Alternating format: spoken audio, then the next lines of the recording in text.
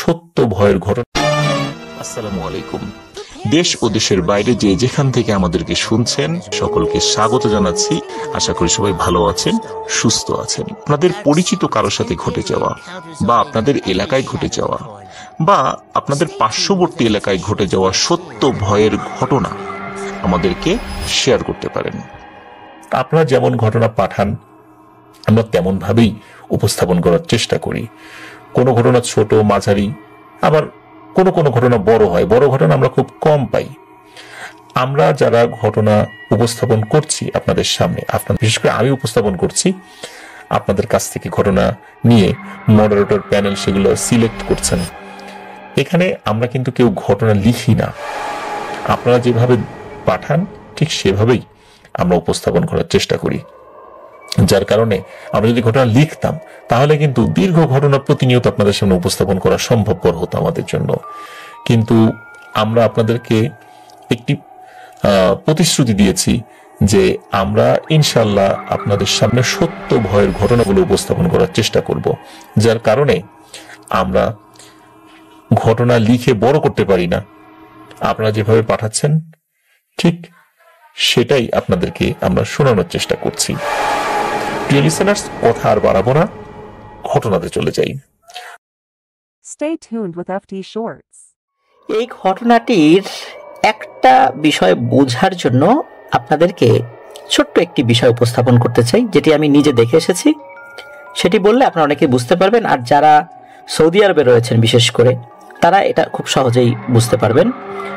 কিছুদিন আগে আমি ওমরা করার জন্য যখন সৌদি আরবে যাই, জেদ্দা এয়ারপোর্টে নামার পর বাংলাদেশি এক ভাই, নাম আব্দুল মাজেদ ভাই, ওনার ঘটনা কিন্তু আমরা বলেছি ইতোমধ্যে একটা, তো উনি সেখানে আমাদেরকে রিসিভ করেন। তারপর আমরা বাংলাদেশি এক ভাইয়ের ট্যাক্সি ক্যাবে উঠি, জেদ্দা থেকে মক্কায় যাব।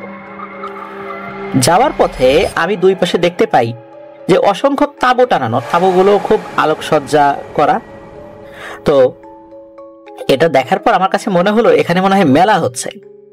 তা আমি ওই আমাদের যিনি ড্রাইভার ভাই তাকে জিজ্ঞেস করলাম এগুলো আসলে কি।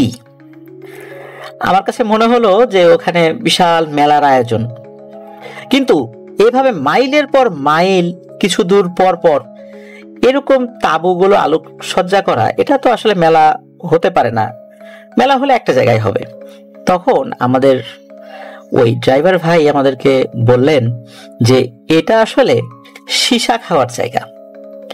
আরবের লোকজন সন্ধ্যার পরে এখানে এসে জমায়েত হয়, এক ধরনের তামাক খাওয়ার মতো। এটা হুক্কা টানা দেখেছি আমরা, উপরে কয়লা, ভেতরে গরম পানির একটা ভাব কিভাবে একটা ওঠে। যারা হুক্কা খাওয়া দেখেছেন গ্রামের আমাদের ময় মুরব্বীদেরকে, তারা এটা বুঝতে পারবেন।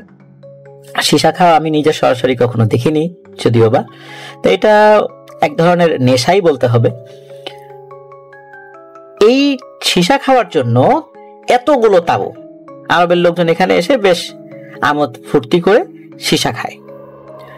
আপনারা ওখানে গেলে বুঝতে পারবেন, বা ইউটিউবে সার্চ দিলেও এইগুলো দেখতে পারবেন আর কি। তো যাই হোক, আজকের ঘটনার সাথে এই বিষয়ের একটা সম্পর্ক রয়েছে, যার কারণে আপনাদেরকে বিষয়টি উপস্থাপন করলাম। তো মীর শিহাব ভাই এই ঘটনাটি সংগ্রহ করেছেন তার এক ফিলিস্তিনি বন্ধুর কাছ থেকে। তার নাম হচ্ছে মাহমুদ, আর ঘটনাটি ঘটেছিল তার বাবার সাথে, যার নাম হচ্ছে নওসিব মোহাম্মদ। তারা ঘটনাটা আরবিতে বলেছিলেন, আমরা বাংলায় আপনাদের সামনে উপস্থাপন করছি, যেহেতু মীর শিহাব ভাই বাংলাতে আমাদেরকে পাঠিয়েছেন আর কি। তো এই যে মাহমুদ ভাইয়ের বাবা নওসিব মোহাম্মদ, ওনার জন্ম কিন্তু প্যালেস্টাইনে, কিন্তু এই দখলদার ইসরায়েলিদের অত্যাচারে ওনারা সৌদি আরবে পাড়ি জমান। আর এই যে মাহমুদ, যিনি, ওনার জন্ম সৌদি আরবেই। তো সৌদি আরবে আসার পর ওনারা ভালো একটা কাজও পেয়ে যান। আর এই আরবের লোকেরা এই যে সীসা খাওয়ার যে অভ্যাসটা, এটা কিন্তু অনেক আগে থেকে। উপরে কয়লা রেখে নিচে পানি ভরে পাইপ দিয়ে টানলে একদম ধোঁয়া বের হয়। তো এটাই ওকে এইভাবে খায় আর কি। তো এই যে মাহমুদের বাবা যিনি নওসিব মোহাম্মদ, উনি একদিন কি করেছেন, ওনার বন্ধুদেরকে নিয়ে গাড়িতে করে মরুভূমির মধ্যে একটা পিকনিকের আয়োজন করেছেন। অ্যারাবিয়ান মানুষ তো খুব শৌখিন আর কি, তো ওনারা প্রায় এই ধরনের পিকনিক করতে যেতেন। তা এমনই একদিন মরুভূমিতে তারা পিকনিক করতে গিয়ে ওই সীসা খাওয়ার আয়োজন করেছেন। তো সবকিছু যখন শেষ, তখন ওনারা বাড়ির উদ্দেশ্যে রওনা দিবেন। এখন সীসা খাওয়ার জন্য যে কয়লাগুলো জ্বালাতে হয়, এই কয়লাগুলো এক জায়গায় ছিল জ্বলন্ত অবস্থায়। তো এই যে নওশিব মোহাম্মদ উনি কি করেছেন, একটা ঢিল দিয়ে এই কয়লাগুলো চতুর্দিকে ছড়িয়ে দিয়েছেন, মানে বিক্ষিপ্ত হয়ে চতুর্দিকে ছড়িয়ে পড়েছে। তো এইভাবেই মরুভূমির উপর এই জিনিসগুলো ফেলে রেখে ওনারা চলে আসেন। এই ঢিলটা মেরেছিলেন কিন্তু শুধু একজন ব্যক্তি, ওখানে তো আরো অনেকজন ছিল, আর যিনি মেরেছেন তিনি হচ্ছেন এই নওশিব মোহাম্মদ। বাড়িতে চলে আসছেন, তো উনি স্বাভাবিকভাবে ঘুমিয়ে পড়েছেন। গভীর রাত্রে এই যে নওশিব মোহাম্মদের স্ত্রী মানে মাহমুদের আম্মা, উনি টের পেয়েছেন যে আরে ইনি তো বিছানায় নাই, মানে ওনার হাজবেন্ড তো বিছানায় নাই, গেল কোথায়? ওয়াশরুম খুঁজলেন, না ওয়াশরুমে তো নাই। এদিকে রুম ভেতর থেকে বন্ধ, সবকিছু বন্ধ, তাহলে উনি কোথায় গেলেন? শুরু হয়ে গেল খোঁজাখুঁজি। রাত্রেবেলা খোঁজাখুঁজি হলো, সকালবেলা পুলিশকে ওনারা জানান। তো পুলিশ সব দেখে শুনে ওনারা কোনো বিষয় আন্দাজ করতে পারলেন না, কারণ কোনো হই হট্টগোল ছিল না, কোনো দরজা ভাঙা নাই, ভেতর থেকে নাকি দরজা লাগানো ছিল, বিষয়টা তো স্বাভাবিক না। তো ওনারা একটা মিসিং ডায়েরি করে চলে যান, ওনারা ওনাদের মতো করে খোঁজ করবেন এটা বলে যান। আর সৌদি আরবে কিন্তু এই যে কিডন্যাপিং এর ঘটনা কিন্তু এগুলো খুবই কম হয়, খুবই কম। তাহলে কিডন্যাপ হওয়ার সম্ভাবনাটাও ছিল না বললেই চলে। তখন গেলেন কোথায়? বিষয়টা যেহেতু অস্বাভাবিক ছিল, এই জন্য এই যে ওনার যারা বন্ধুরা ছিলেন, যারা গিয়েছিলেন আর কি ওই দিন পিকনিক করতে, তাদের সাথে যখন যোগাযোগ করা হয়, ওনারা একজন ভালো ইমামের সাথে কথা বলেন। তো ইমামকে সব কথা বলেন যে এভাবে এভাবে আমরা পিকনিক করেছি, চলে আসছি, এই তাছাড়া ওখানে তো কোনো অস্বাভাবিক ঘটনা ঘটেনি। ইমাম সাহেব উনি বলেন যে ঠিক আছে, আজকে রাতটা আমাকে সময় দেন, আর পুলিশও খুঁজুক, আমিও দেখি যে কতটুকু তথ্য আমি নিতে পারি। তো রাত কেটে যায়, সকালবেলা ইমাম সাহেবের সাথে দেখা করা হয়। তো উনি জানান যে ওই ইমাম সাহেবের সাথে থাকা কিছু জিনদেরকে দিয়ে খোঁজ নেওয়া হয়েছে। তায়েফের কাছে একটা পাহাড় রয়েছে, দুর্গম একটা পাহাড়। এই পাহাড়ের একটা গুহা রয়েছে, ওই গুহাতে নাকি এই নওশিব মোহাম্মদ মানে মাহমুদের আব্বা রয়েছেন। অথচ এই মাহমুদরা মানে পরিবার সহ ওনারা ছিলেন জেদ্দা শহরে। জেদ্দা থেকে তাইফ কিন্তু অনেক দূরে। যাই হোক, তথ্য পাওয়ার পর তাড়াহুড়া করে হুজুরের সাথে চলে যান সেখানে। খুব দুর্গম এক পাহাড়, ওখানে ওঠার জন্য মানে ভালো কোনো ব্যবস্থাও নাই। আসসালামু আলাইকুম। FT Shorts। ওনারা যেহেতু অ্যারাবিয়ান লোক, পাহাড় পর্বতে ওঠার ওনাদের অভ্যাস রয়েছে, তো কষ্ট করে সেখানে ওঠেন এবং গিয়ে দেখেন ঠিকই আছে, পাহাড়ের কাছে মানে পাহাড়ের একটা জায়গায় একটা গুহার মতো আছে। ওই জায়গাটাতে এই নওশিব মোহাম্মদ উনি অচেতন অবস্থায় পড়ে আছেন।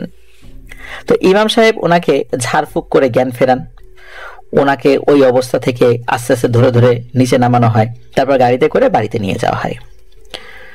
আর 2 দিনের জন্য ইমাম সাহেব আলাদা কিছু ওষুধও দিয়ে দেন এবং থানাতেও জানিয়ে দেওয়া হয় তাকে পাওয়া গেছে, কোনো সমস্যা নেই। পুলিশ সেখানে আসে, আসার পর সবকিছু শোনে। তো পুলিশও বোঝে যে বিষয়টা অস্বাভাবিক, যেহেতু তারা বিষয়টা নিয়ে আগাতে চান না, এই জন্য পুলিশও এই বিষয়টা নিয়ে আর কোনো অ্যানালাইসিস না করে ফাইলটা ক্লোজ করে দেয়। তো 2 দিন পর যখন একটু স্বাভাবিক অবস্থায় আসেন, তখন এই নওশিব মোহাম্মদ বলেন যে ঘুমানোর পর হঠাৎ করে দেখেন উনি বিশাল আকৃতির এক ভয়ানক লম্বা অবয়ব, পুরো শরীর লোম দিয়ে ভরা, লম্বা লম্বা লোম। তো উনি কোনো কথাই বলতে পারছিলেন না। তখন ওই অবয়বটা বিছানা থেকে নাকি ওনাকে কোলে করে নিয়ে যাচ্ছে, কিন্তু উনি নড়াচড়াও করতে পারছেন না, শুধু দেখছেন। এখন কোথায় যে নিয়ে গেলেন উনি বুঝতে পারছেন না। একসময় দেখেন যে উনি মরুভূমির একটা জায়গায়, এবং একটা জায়গায় নিয়ে আসার পরে উনি বুঝতে পারেন যে এই জায়গাটা তো চেনা চেনা লাগে। বুঝতে পারেন যে ঘন্টাখানেক আগে তো ওনারা এইখানে পিকনিক করেছিলেন, আর এই যে সীসার যে কয়লাগুলো ওখানে ছড়িয়ে দিয়েছিলেন একটা ঢিল মেরে, এটা সেই জায়গা। তখন ওই অবয়বটা বলে ওঠে, আচ্ছা আমি তোর কি ক্ষতি করেছি বলতো? তুই কেন আমার বাচ্চার উপর আগুন ফেললি? তুই কেন আগুনটা ছড়িয়ে দেওয়ার আগে বিসমিল্লাহ বললি না? এই কাজটা তোরা কেন করিস না? এই কথা যদি তোরা বলতি তাহলেই আশেপাশে থাকা জিনেরা সরে যেত। তোরা এই কথা বলিসও না, নিজেদের মতো করে আমোদ ফুর্তি করিস। আমাদের কি জীবন নাই? বিচার তোদের যেমন হবে হাসরের মাঠে, আমাদেরও তো হবে। তোদের এই সমস্ত কাজের জন্য কিন্তু বিচার হবে। তোরা হাসরের মাঠে যখন হত্যার অভিযোগে অভিযুক্ত হবি, তখন তোরা তো বলবি যে আমি তো হত্যাকাণ্ড করি নাই পৃথিবীর জীবনে। তখন দেখবি যে তোরা নিজেদের অজান্তে অনেক জিনকে হত্যা করে ফেলেছিস। আমার এই বাচ্চাটা এখানে ছিল, খেলাধুলা করছিল, তোদেরকে তো কোনো ডিস্টার্ব করে নাই, ভয়ও দেখায় নাই। তুই হঠাৎ করে এই ঢিল মেরে আগুনটা যখন ছড়িয়ে দিলি, তখন এই আগুন আমার বাচ্চার উপর পড়ে, যার কারণে সে মারাত্মকভাবে আহত হয়। যদি আমার বাচ্চা মারা যায় তাহলে তোর পরিণতি কি হবে এটা আমি এখনো বলতে পারি না। এখন আল্লাহর কাছে দোয়া কর তোর নিজের জন্য, আমার বাচ্চার জন্য।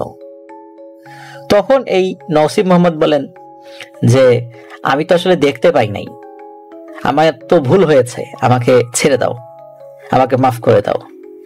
তখন ওই অভাবটা বলে যে না, এইভাবে তোকে আমি মাফ করব না।